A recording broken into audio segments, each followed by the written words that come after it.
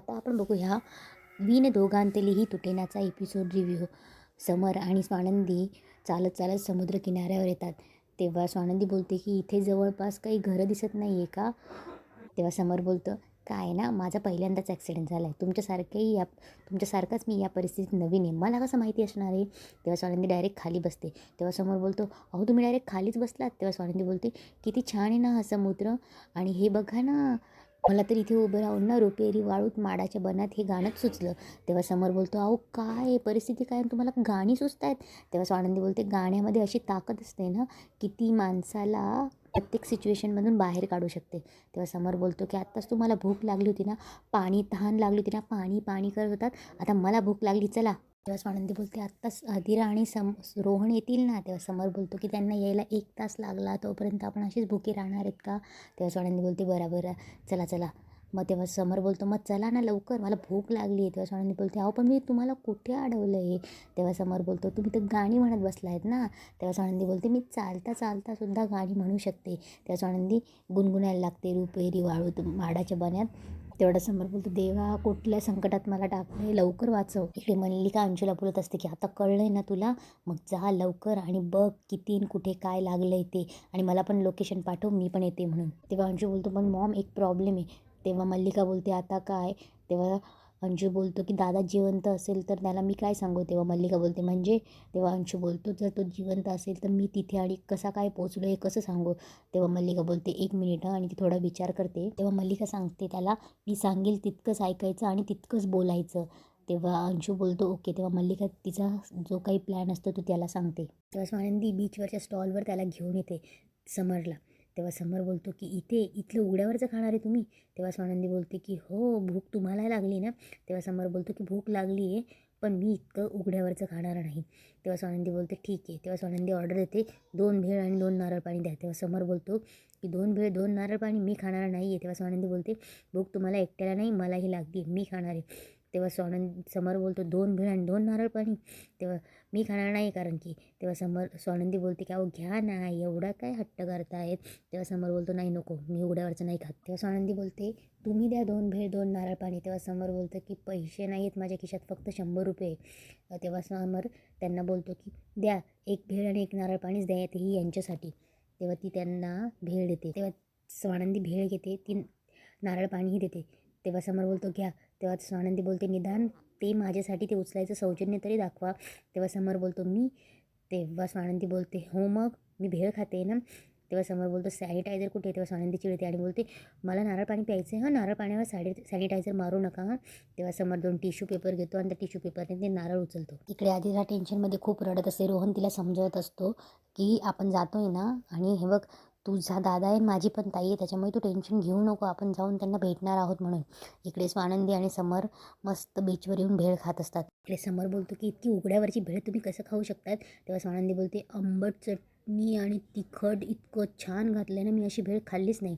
तेव्हा समर बोलतो, काही खायचं, खूप तिखट असतं ते. तेव्हा स्वानंदी बोलते, तिखट खायची कॅपॅसिटी नसेल, काय आहे ना, कोल्ह्याला द्राक्ष आंबटच. समोरच्या तोंडाला पाणीही सुटत असतं. समोर बोलतो, तुम्ही मला चॅलेंज करू नका हां. तेव्हा स्वानंदी भेळ त्याच्यासमोर देते आणि बोलते की दिलं चॅलेंज. तेव्हा समोर तावात 1 घास भेळचा खातो आणि त्याला इतकं तिखट लागतं. तेव्हा स्वानंदी बोलते, बापरे, खरंच तिखट लागली की काय, पाणी प्या पाणी.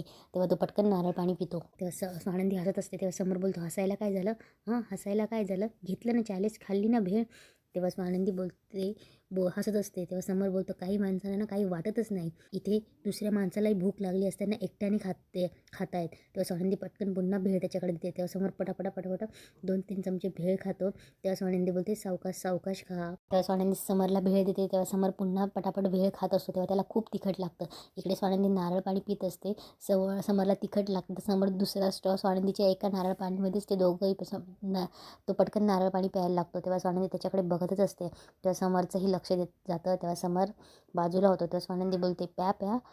तेव्हा समर बोलतो, नाही प्या तुम्हीच, मला असलं काही आवडत नाही. समर पुन्हा भेळ स्वानंदीकडे देतो. तेव्हा स्वानंदी बोलते की अहो, हे घ्या प्या, मी कोणाला सांगणार नाही आहे, निदान मला खाऊ देत म्हणून तर घ्या. तेव्हा समर बोलतो ओके. तेव्हा स्वानंदी बोलते मी बघतच नाही आहे, बघतच नाही आहे. तेव्हा समर बोलतो ओके. तेव्हा स्वानंदी भेळ खात असते आणि समर तिकडे तोंड करून नारळ पाणी पिणार बघतो. तो त्याला कळत नसतं की कोणता स्ट्रॉ त्याचा आहे म्हणून. तेव्हा तो दोघेही स्ट्रॉने पाणी प्यायला लागतो. इकडे मल्लिका रडत रडत तिच्या सासूबाईकडे येते आणि बोलते की आई आई ऐका ना, परत मी सांगितलं तुमचा विश्वास नाही बसणार. तेव्हा आजी बोलते की मल्लिका काय झालं आहे सांग. तेव्हा मल्लिका बोलते की आई मी स्वप्न बघितलं, समरचा आणि स्वानंदीचा खूप मोठा ॲक्सिडेंट झाला आहे, जणू त्यांना एका ट्रकने उडवलं आहे म्हणून. तेव्हा आजी बोलते की काय अभद्र बोलतेस गं, मन चित्ती ते वैरी सुद्धा चितत नाही इतकं मन चित्त. तेव्हा मल्लिका बोलते की खरंच आई मी खोटं नाही बोलत आहे आणि तुम्हाला माहिती आहे आधिराची शपथ घेऊन सांगते मी, कारण की एकदा असाच ॲक्सिडेंट झाला होता आणि त्यात समरचे आई बाबा आणि हे गेले होते. इकडे समर आणि स्वानंदी बीचवर असतात. तेव्हा समर बोलतो की नेटवर्क नाही आहे, त्यांना कसं कळेल. तेव्हा स्वानंदी बोलते की थांबा हो जरा. तेव्हा समर बोलतो चला चला त्यांना शोधूया आपण. तेव्हा स्वानंदी बोलतो थांबा हो जरा, जरा शांत राहा ना, बघा ना कोणी नाही इकडे, समुद्र किती छान आहे आणि किती नितळ दिसतोय. असं मुंबईत तरी आहे का एवढा नितळ समुद्र, तळ दिसतंय अगदी, तुम्ही शांत जरा डोळे मिटून बघा तरी. तेव्हा समर बोलतो की काय बघा, कुठे शांतता, अहो तुम्ही बोलतायत ना. तेव्हा स्वानंदी बोलते सॉरी सॉरी माझंच चुकलं, बरं एकदा बघा तर समुद्राकडे, डोळे मिटा बघा तर. तेव्हा समर बघतो. तेव्हा स्वानंदी बोलते बघा बघा डोळे मिटा आणि बघा समुद्राची गाज ऐकण्याचा प्रयत्न करा. तेव्हा स्वानंदी डोळे मिटते, समरही डोळे मिटतो. तेव्हा समर स्वानंदीकडे बघतो आणि पुन्हा समुद्राकडे बघायला लागतो. तेव्हा स्वानंदी बोलते की बघा किती छान आवाज येतो आहे ना. तेव्हा समर बोलतो मला एक कळत नाही, आत्ताच आपण किती मोठ्या ॲक्सिडेंटमधून आला आहे तर तुम्ही इतके शांत कसं राहू शकता. तेव्हा स्वानंदी बोलते मला एक सांगा, आता होऊन गेल्या गोष्टी बदलता येणार आहे का, जे झालं आहे त्याच्यावर कशाला विचार करायचा. आता हा समुद्र बघा ना, आणि हा इतका छान समुद्र मुंबईत गेल्यावर बघायला भेटणार आहे का. जे झाले त्याच्यावर मुंबईत गेल्यावर विचार करूया. तेव्हा स्वानंदी बोलते मी या क्षणी आहे ना बीचवर, मला हा क्षण पूर्ण एन्जॉय करायचा आहे, तुम्ही पण बघा विचार करा. तेव्हा समर बोलतो बरं चला. तेव्हा स्वानंदी बोलते okay by the way thank you. तेव्हा समर बोलतो कशाला. तेव्हा स्वानंदी बोलते की मी बेशुद्ध अवस्थेत असताना तुम्ही माझी काळजी घेतली असणार आहे हे मला माहिती आहे. तेव्हा समर बोलतो की इट्स ओके, मी फक्त माझं कर्तव्य केलं. तेव्हा समर बोलतो कोणी तुमच्या जागी असतं तर मी हेच केलं असतं आणि बाय द वे तुम्हालाही थँक्यू. तेव्हा स्वानंदी बोलते अरे बापरे कशाबद्दल की काय. तेव्हा समर बोलतो भेळ खाऊ घातल्याबद्दल. तेव्हा समर बोलतो की मस्त चटकदार होती, म्हणजे पोट भरलं माझं त्यामुळे थँक्यू. तेव्हा स्वानंदी बोलते यू आर मोस्ट वेलकम, आमच्यामध्ये थँक्यू म्हटल्यावर वेलकम म्हणायची पद्धत असते. तेव्हा स्वानंदी बोलते की यू आर मोस्ट वेलकम आणि हां मुंबईत जा कधीतरी चौपाटीवर. तेव्हा समर बोलतो छे छे मुंबईत काय, अहो ती किती ती अस्वच्छता, किती ते गडबड गोंधळ, हे किती मस्त आहे, शांत आहे, इथे मस्त आहे, गर्दी नाही अजिबात, एकदम मस्त वाटतंय, निवांत झाल्यासारखं वाटतंय. स्वानंदी हातची घडी घालून ऐकतच. तेव्हा समरचं लक्ष जातं आणि समर शांत बसतो. इकडे आजी टेन्शनमध्ये असतात, ते फोन लावून बघत असतात पण फोन लागत नसतो. तेव्हा मल्लिका अजून घाबरवण्याचा प्रयत्न करते, नाही लागत आहे ना, मी तेच तर सांगते, मी पण ट्राय केला की एकदा समरचा आवाज ऐकावा म्हणून. मला इतका भयानक 5 मिनिटासाठी डोळा लागला होता आणि मला ते स्वप्न पडलं की मोठा ट्रक त्यांच्या गाडीला धडकला आणि ती गाडी दरीत.